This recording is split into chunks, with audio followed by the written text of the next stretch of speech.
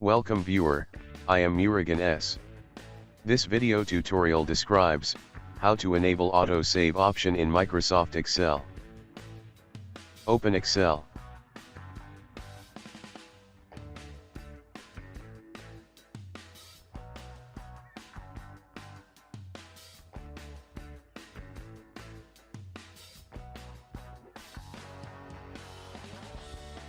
CLCK file.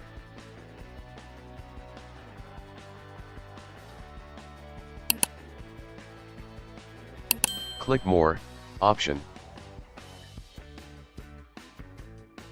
Click Save.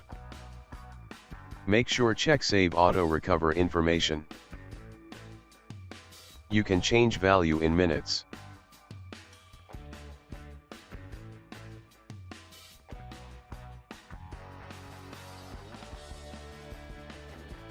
Click OK. Thanks for watching. I hope this video tutorial helps to solve the problem.